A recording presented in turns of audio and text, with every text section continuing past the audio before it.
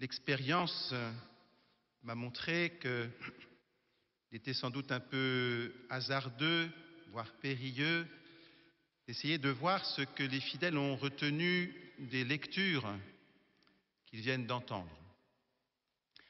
Donc je ne me risquerai pas à l'exercice, d'autant que peut-être je suis un peu avantagé, parce que déjà je connais les réponses aux questions que je vais poser, parce que peut-être, même si quelques-uns d'entre vous ont pu préparer les lectures de ce dimanche, vous les avez déjà en tête, et que par nécessité, moi il a bien fallu aussi que je prépare ce petit sermon.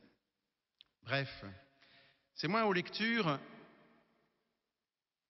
sur les lectures que je voudrais faire travailler votre mémoire que sur votre histoire familiale, votre histoire personnelle, car je pense que tous ou la plupart, vous avez été présents lors d'un baptême.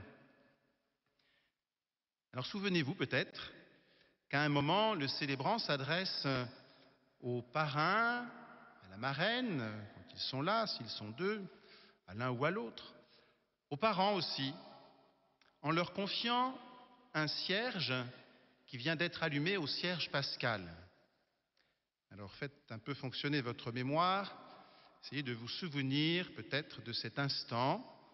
C'est un peu comme un relais, vous savez, dans la course, il y a un témoin qu'on passe de main en main pour achever le parcours et remporter peut-être la victoire. Et donc ce cierge, qui a un peu la forme d'un témoin, d'un relais, eh bien il va être transmis au parrain et à la marraine s'il s'agit d'un petit bébé, ou au baptisé lui-même s'il est adolescent ou adulte, avec encore une fois cette parole que le rituel demande aux célébrants de prononcer: recevez la lumière du Christ.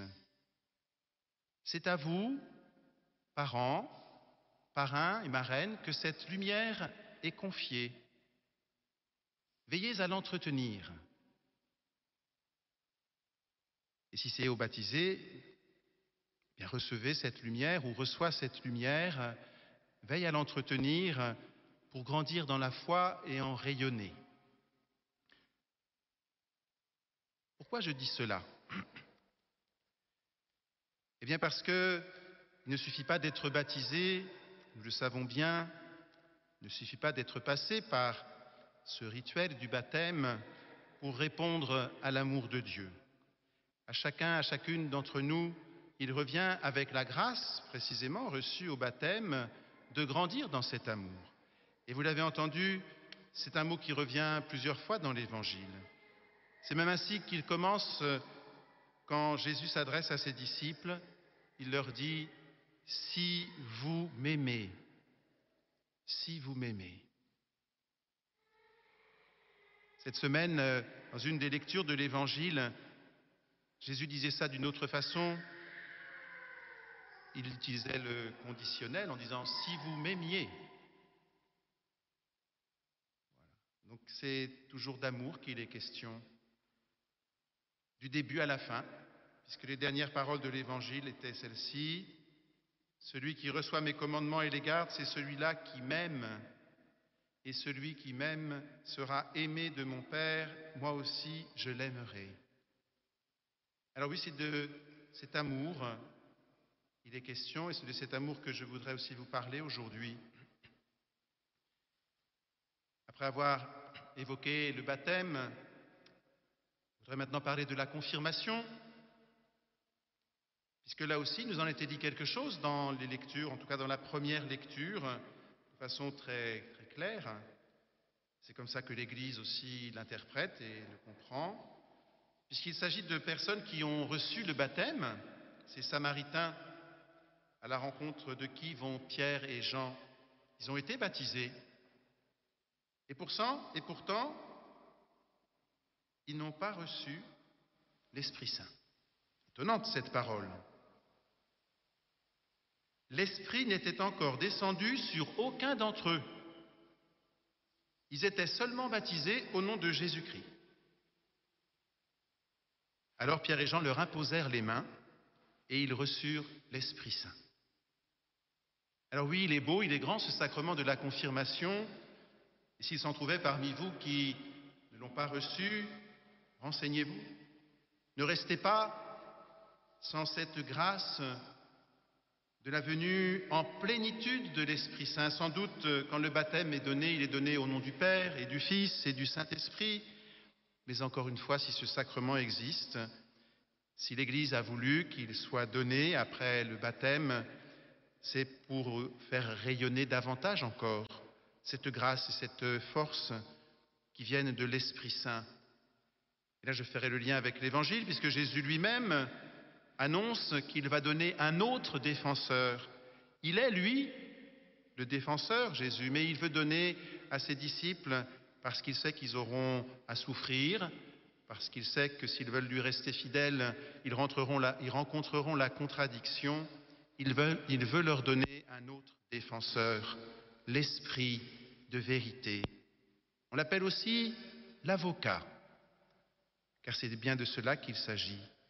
Et si, comme le demande Saint Pierre, dans ce que nous entendions à la deuxième lecture, nous devons être prêts à tout moment à présenter une défense devant quiconque nous demande de rendre raison de l'espérance qui est en nous, alors en vérité, oui, nous avons tous besoin de l'Esprit Saint.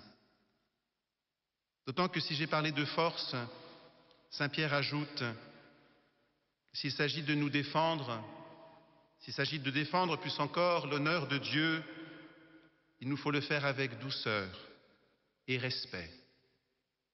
Et là encore, cela peut nous surprendre, cela nous étonne toujours, ce sont ces paradoxes de notre foi. L'Esprit Saint, il a à la fois la violence du feu et la douceur de la colombe. Alors oui, montrons-nous peut-être plus fidèles, plus généreux à mettre en œuvre ces dons reçus au jour de notre confirmation. Dans 2 semaines, nous fêterons la Pentecôte, l'occasion de raviver en nous ces dons de l'Esprit Saint reçus au jour où nous avons été confirmés.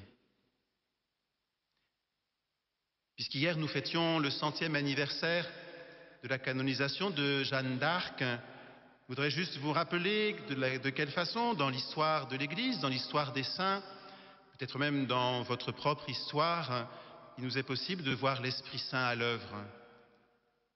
Vous connaissez peut-être ce moment du procès de Jeanne d'Arc, où l'on pense la prendre à défaut, un peu comme on a aussi essayé de mettre Jésus à l'épreuve, en lui posant une question qui pouvait être soit oui, soit non, mais qui dans les 2 cas condamnait celui qui la donnait. Et c'est ainsi qu'on demande à Jeanne, « Savez-vous si vous êtes en la grâce de Dieu ?» Là aussi, peut-être avant de donner la suite, je vous invite à réfléchir, frères et sœurs, quelle aurait pu être la conséquence suivant la réponse. Si Jeanne dit oui, le juge aurait sans doute été enclin à dire « vous êtes bien prétentieuse et on a raison de vous condamner ». Qui peut se dire saint ou sainte, car c'est bien cela, être en la grâce de Dieu. Et si Jeanne répond non, je n'y suis pas, que dira le juge à votre avis?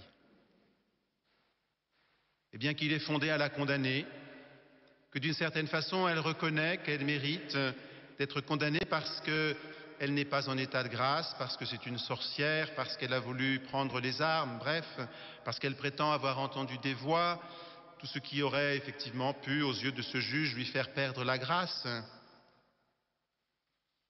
Eh bien, sans doute, poussée par l'Esprit, mue par cette force venue de Dieu, Jeanne répond, quelle belle réponse, « Si j'y suis, que Dieu m'y garde, et si je n'y suis pas, qu'il m'y mette. » Et oui, frères et sœurs, retenons de cela que, encore une fois, il y a tout ce que nous pouvons, tout ce que nous avons à faire pour être fidèles à Dieu. Et avant cela, parce que c'est lui qui nous a aimés le premier, tout ce que nous recevons de lui. Et c'est de lui que nous recevons la grâce. Et c'est par lui, avec lui, que nous pouvons la conserver ou la retrouver. Pour terminer, je voudrais évoquer cet autre sacrement qu'est l'Eucharistie. Après le baptême, la confirmation, l'Eucharistie. Ces trois sacrements que l'on appelle les sacrements de l'initiation, qui font qu'un chrétien, qu'une chrétienne est en plénitude, fils ou fille de Dieu, baptisé, confirmé, nourri du corps et du sang du Christ. En terminant sur l'Eucharistie, comment ne pas penser à cette période, frères et sœurs, qui vous en a privé? Comment ne pas penser à tous ceux qui, quelle que soit la période, en sont privés, tous ceux qui ne peuvent pas se réunir pour prier, car c'est bien aussi de cela qu'il s'agit dans le mystère de l'Eucharistie, être rassemblés entre fils et filles de Dieu, entre frères et sœurs de Jésus, pour rendre grâce. Et bien sûr, quand c'est possible aussi, recevoir le corps et le sang de Jésus dans la communion. Il y a un épisode de l'histoire de l'Église qui nous révèle cet attachement qui devrait être le nôtre, frères et sœurs. Et cette crise, cette épreuve du confinement peut-être devrait nous amener à revoir, à repenser notre façon de vivre la messe. Cet épisode de l'histoire de l'Église où 49 chrétiens sont morts martyrs. Certes, c'était au début de l'Église. L'empereur Dioclétien avait publié un édit interdisant de posséder la Bible, interdisant de se rassembler pour prier, interdisant d'édifier des lieux où l'on pourrait se rassembler sous peine de mort. Alors comme ces chrétiens se sont réunis en cachette pour participer, pour célébrer l'Eucharistie, voilà qu'ils sont arrêtés, présentés devant le proconsul qui leur demande « Pourquoi avez-vous désobéi ? Pourquoi avez-vous bafoué cet édit de l'empereur qui vous interdisait de vous réunir ?»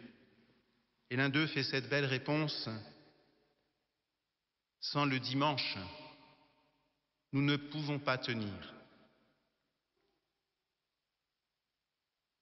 C'est sans doute ce que beaucoup d'entre vous, frères et sœurs, ont ressenti au profond de leur cœur, cette souffrance de ne pouvoir vous retrouver ensemble dans votre église, dans votre paroisse, ici dans la chapelle, pour prier ensemble, pour vous accueillir, pour nous accueillir mutuellement. J'ai dit qu'il fallait parler avec douceur et respect, mais en essayant de ne pas être trop incisif, j'ai été choqué de voir que des intellectuels, dans un journal qui se veut porteur des valeurs chrétiennes, estimaient que ce confinement était une chance pour redécouvrir une vie personnelle de prière. Comment n'ont-ils pas pensé à tous ceux qui sont seuls, à tous ceux pour qui cette communauté chrétienne qui se rassemble le dimanche est la seule famille? Comment ne pas penser à tous ceux qui, comme le disaient ces chrétiens des premiers siècles, ne peuvent pas tenir sans le dimanche?